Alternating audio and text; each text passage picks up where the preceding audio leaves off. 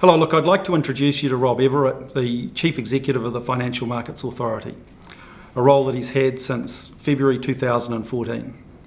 Originally from the United Kingdom, Rob was a director in the regulatory consultancy Promontory Financial Group. Prior to that, he had 17 years at Bank of America Merrill Lynch, working in Asia, Europe and North America. Rob therefore brings a truly global perspective to the Financial Markets Authority, as well as extensive experience in legal, risk management and investment banking. When you arrived here in 2014, we were at the end of an era of unprecedented litigation against directors.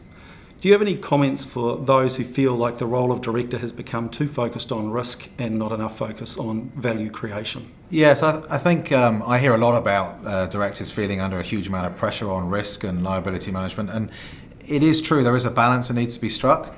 So we regulators do need to remember sometimes that directors are there to provide value, to add value for the company, to give strategic direction to the management. So yes, absolutely, there is a risk you can go too far, but at the same time the directors set the tone, they're the custodians of the business, and it's up to the directors to make sure that the way the management is operating takes into account risks to the various stakeholders that exist. So it is about balance, and we need to make sure it doesn't go too far in one direction or the other. But the willingness of the directors to spend time on some of the less glamorous aspects of being a director are also very important.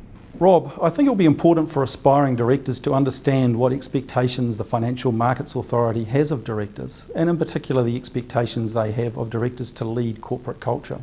Yes, I strongly believe, having both sat on and worked with a number of boards over my career, and obviously being in the role I'm in now, that directors do have a really critical role in setting the tone at a company, all the more so where that company's delivering financial services or products to retail investors that have the power to transform their lives for good or for bad, to potentially cause real harm to investors, to customers, both financial and physical. So I think it is critical that the directors see their role as setting the tone for the company.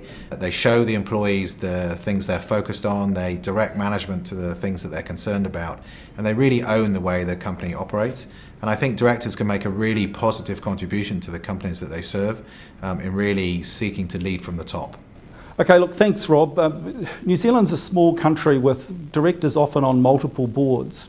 Do you have any comments for directors who are on multiple boards on how to manage their conflicts of interests or conflicts of duties?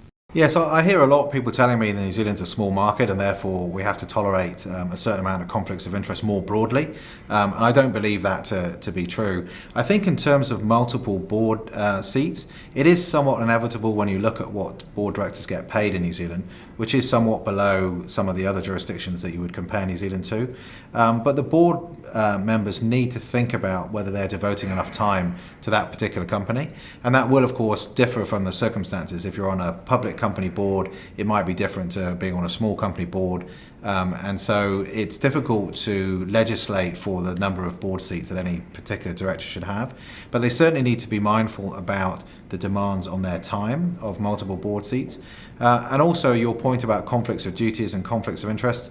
I think that's as much about putting their own interests before those of the companies on they sit as it is about managing the conflicting interests of a number of different companies.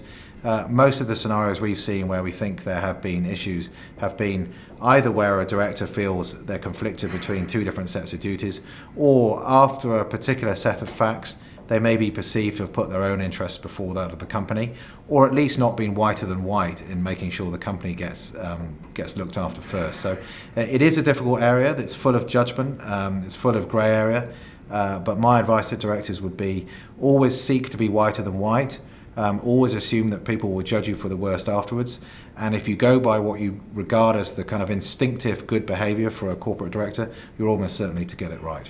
Hey, look, thank you very much, Rob. Some really insightful and helpful comments there. Thank you very much for your time. My pleasure.